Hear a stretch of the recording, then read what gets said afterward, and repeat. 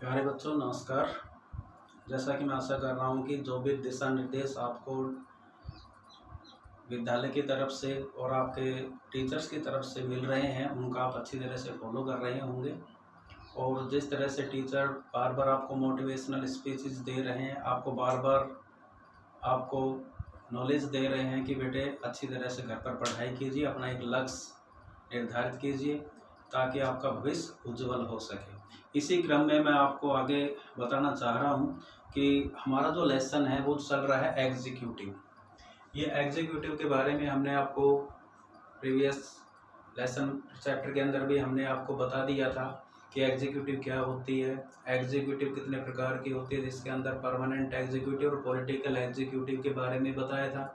इसी तरह से हमने आपको बताया कलेक्टिव बेसिस के आधार पर एग्जीक्यूटिव किस तरह से कार्य करती है और इंडिविजुअल जो एग्जीक्यूटिव होती है उसके बेसिस के आधार पर किस तरह से कार्य करती है, किसमें हेड ऑफ द स्टेट कौन होता है, हेड ऑफ द गवर्नमेंट कौन होता है, उसके बारे में हम कल आपको अच्छी तरह से बता सके हैं।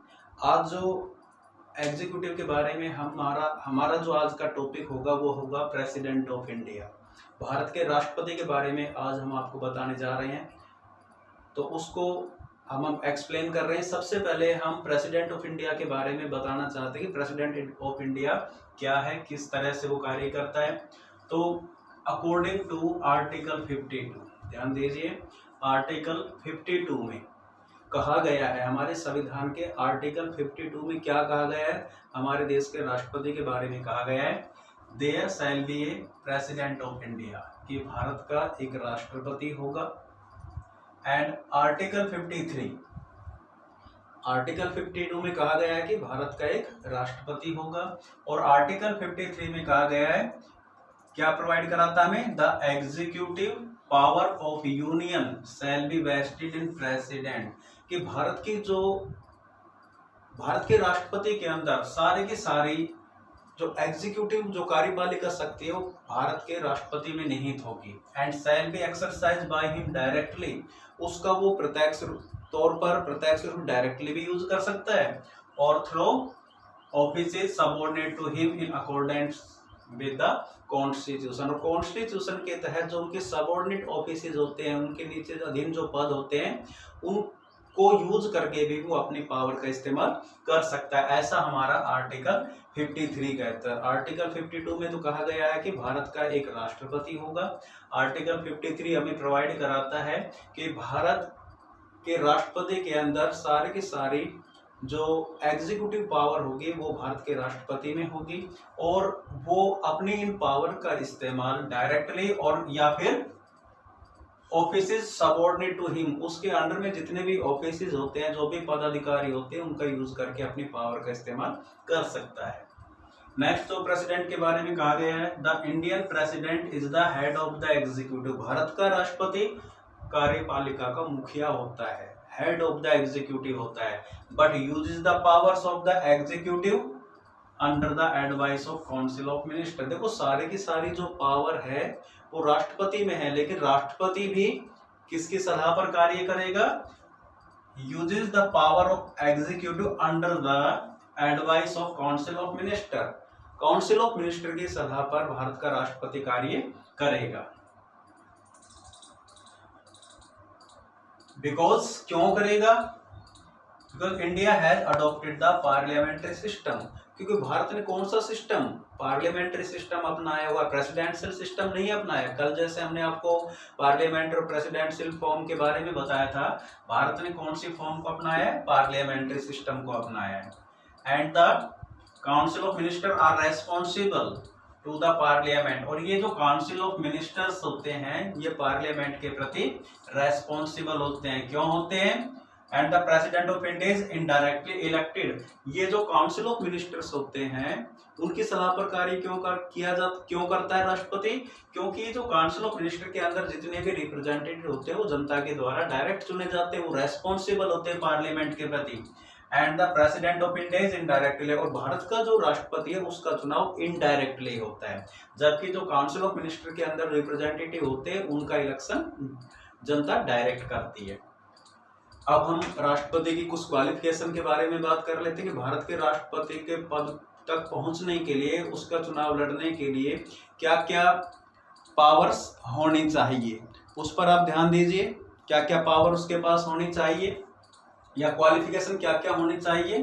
Following qualification should be fulfilled by a candidate to contest for the office to the president. अब भारत के राष्ट्रपति के लिए क्या क्या क्वालिफिकेशन, भारत के राष्ट्रपति के पद के लिए क्या क्या क्वालिफिकेशन होनी चाहिए जब यदि कोई कैंडिडेट प्रेसिडेंट के ऑफिस को, प्रेसिडेंट के पद के ऊपर के लिए यदि आप चुनाव लड़ता है तो उसके पास क्या क्वालिफिकेशन होनी चाहिए।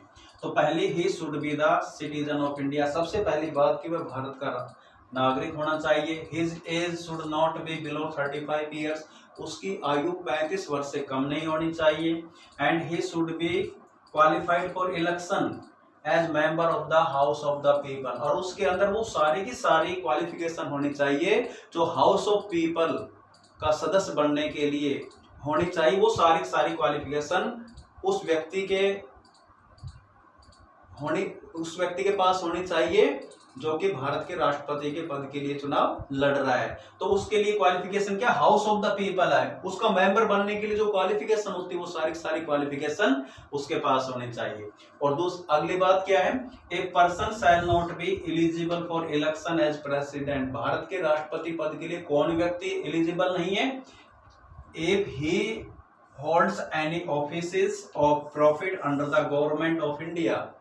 भारत सरकार के अधीन कोई भी लाभ का पद नहीं होना चाहिए। गवर्नमेंट ऑफ एनी स्टेट, कोई भी राज्य सरकार के अधीन उसके पास कोई पद नहीं होना चाहिए। लोकल जो गवर्नमेंट है उसके अंदर भी उसके पास कोई लाभ का पद नहीं होना। यदि ऐसा किसी व्यक्ति के पास लाभ का पद है तो वह भारत का राष्ट्रपति के लिए अयोग्य होता है। अब इलेक्शंस की बात कर लेते हैं। भारत के राष्ट्रपति का चुनाव कैसे होता है, उसके कुछ फीचर्स के बारे में बात कर लेते हैं। तो इलेक्शन ऑफ प्रेसिडेंट, ये जो आर्टिकल 54 और 55 में दिया गया है, इसमें आपको ध्यान रखना है। सबसे पहले भारत के राष्ट्रपति का जो इलेक्शन होता है वो इनडायरेक्ट होता है, अप्रत्यक्ष रूप से होता है। इसमें आपको ध्यान रखना है कि भारत के जो लोग हैं वो डायरेक्ट पार्टिसिपेट नहीं करते हैं इसके अंदर क्या होता है, जितने भी स्टेट असेंबलीज के अंदर जो एमएलएज होते हैं और जो एमपीज होते हैं इलेक्टेड, वो जनता उनको चुनती है और यही लोग आगे राष्ट्रपति के चुनाव में पार्टिसिपेट करते हैं। इसलिए भारत के जो राष्ट्रपति होते हैं, इंडियन जो प्रेसिडेंट होता है, उसका इलेक्शन इनडायरेक्ट होता है। सीक्रेट बैलेट, एक सीक्रेट गुप्त मतदान होता है भारत के राष्ट्रपति के लिए। जो व्यक्ति भारत के राष्ट्रपति को अपना वोट कास्ट करता है, जो एमपी या एमएलए है, वो कैसे करेगा वो तो हम आपको आगे बताएंगे क्या प्रोसीजर होता है। लेकिन सीक्रेट बैलेट के गुप्त मतदान होता है। इलेक्शन ऑफ इलेक्टोरल कॉलेज, देखो भारत के राष्ट्रपति का जो चुनाव होता है वो एक निर्वाचक मंडल के द्वारा होता है। इलेक्टोरल कॉलेज हम इसमें आपको बता रहे थे जैसे कि भारत के राष्ट्रपति का जो चुनाव वो एक निर्वाचक मंडल करता है। तो ये इलेक्टोरल कॉलेज किससे बनता है, इसके अंदर देखिए इलेक्टोरल कॉलेज के अंदर, निर्वाचक मंडल के अंदर कौन सदस्य पार्टिसिपेट करते हैं, तो इसमें जितने भी elected members of legislative assembly of the state, राज्यों के विधान सभाओं के जितने चुने हुए इलेक्टेड मेंबर्स होते हैं वो निर्वाचक मंडल में शामिल होते हैं। इसी तरह से house of the both houses of the parliament, member of both houses of the parliament, parliament के दोनों हाउसेज के जो इलेक्टेड मेंबर्स है वो इलेक्टोरल कॉलेज बनता है, एक निर्वाचक मंडल होता है और वही व्यक्ति इसके अंदर प्रेसिडेंट के इलेक्शन में पार्टिसिपेट करते हैं, वही व्यक्ति वोट डालते हैं। तो भारत के राष्ट्रपति का जो इलेक्शन है वो एक इलेक्टोरल कॉलेज के द्वारा होता है, एक निर्वाचक मंडल के द्वारा होता है। अब किस तरह से वो होगा उसमें आप ध्यान दीजिए। चौथी जो बात हम बता रहे हैं भारतीय इलेक्शन की जो फीचर्स है, प्रेसिडेंट के इलेक्शन की जो फीचर है, method establish the number of votes to be polled by each member of legislative assembly. अब इसमें आप ध्यान रखिए, हमारे देश के अंदर हर स्टेट्स के अंदर जो सीटों की जो संख्या है वो अलग अलग है।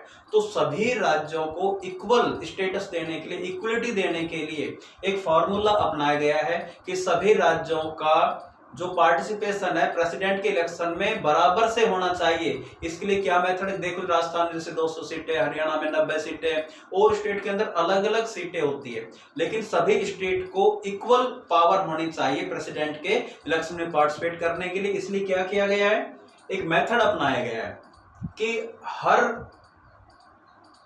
जो पार्टिसिपेट करता है प्रेसिडेंट के इलेक्शन के अंदर, उसकी वोट वेटेज निकाला जाता है, वोट का वेटेज निकाला जाता है, वोट का मूल्य निकाला जाता है कि एक विधायक के वोट का मूल्य क्या होगा।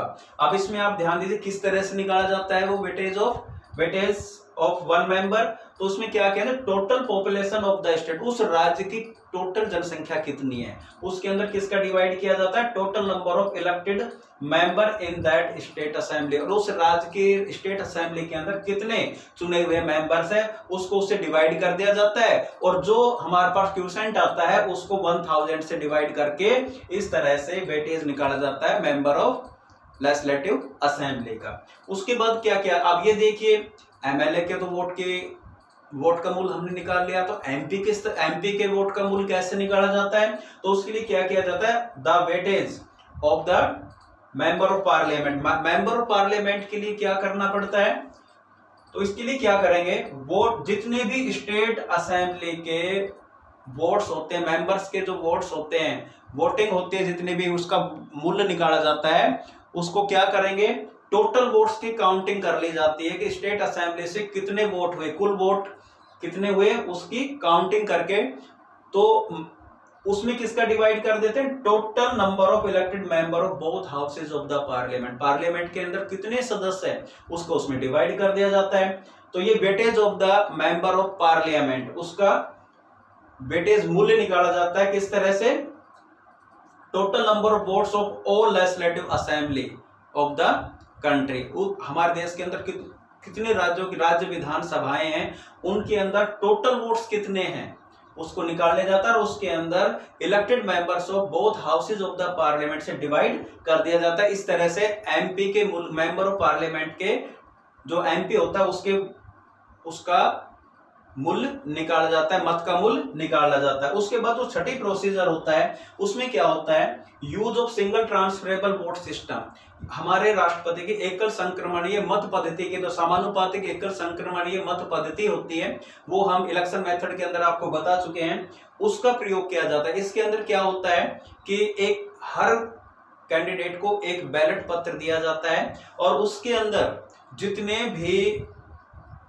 कंटेस्टिंग इलेक्शन जो प्रेसिडेंट के चुनाव के लिए जितने भी कैंडिडेट खड़े होते हैं उसके अंदर सभी लोग अपनी प्रेफरेंस देते हैं, प्राथमिकता के आधार पर इसका चुनाव होता है। सभी कैंडिडेट जितने भी वोटर्स होते हैं जो पार्टिसिपेट करते हैं, इलेक्टोरल कॉलेज होते हैं उसके अंदर एमपी और एमएलए जिनको सबको एक बैलेट दिया जाता है, और उस बैलेट के अंदर जितने भी लोग खड़े हुए कंटेस्टिंग जितने भी कैंडिडेट है ये सभी लोग जो प्रेसिडेंट के इलेक्शन में पार्टिसिपेट करते हैं वो प्रेफरेंस देते हैं 1 2 3 4 इस तरह से।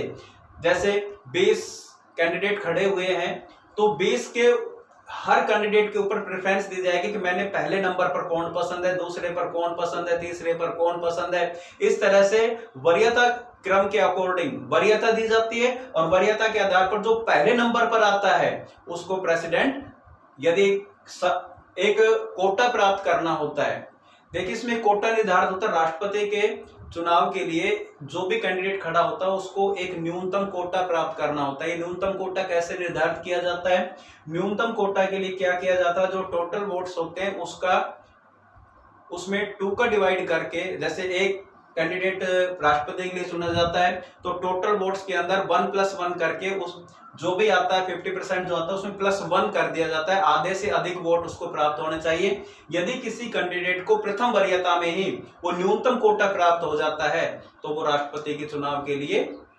राष्ट्रपति के पद के लिए चुना जाता है। यदि पहली वरीयता पर नहीं किया जाता है, पहली वरीयता के अंदर किसी व्यक्ति को राष्ट्रपति पद के लिए नहीं चुना जाता है तो फिर दूसरी वरीयता देखी जाती है, और उस पहले वाले के अंतिम के अंदर जो वरीयता होती है उस वोट को रद्द करके दूसरे वाले जो दूसरी वरीयता के अंदर उन सारे वोटों को काउंट कर दिया जाता है। यदि सेकंड वरीयता के अंदर भी कोई नहीं हो तो इस तरह से पूरा का पूरा प्रोसीजर, पहले नंबर पर यदि वरीयता के आधार पर यदि किसी को न्यूनतम कोटा प्राप्त हो गया तो वो राष्ट्रपति पद के लिए चुना जाता है, और यदि पहली वरीयता पर कोई भी नहीं है तो फिर दूसरी वरीयता देखी जाती है। इस तरह से जब तक वो न्यूनतम कोटा कोई व्यक्ति प्राप्त नहीं कर लेता है तब तक वो राष्ट्रपति पद के लिए चुना नहीं जाता है। तो इस तरह से हमारे प्रेसिडेंट ऑफ इंडिया की पूरी प्रोसीजर होती है, उसकी क्या क्वालिफिकेशन है, कौन किस तरह से संविधान में राष्ट्रपति का वर्णन है और किस तरह से उसका चुनाव होता है, ये सारी बातें आज हमने आपको बताई। कल हम आपको पावर्स ऑफ प्रेसिडेंट के बारे में बताएंगे। Thank you.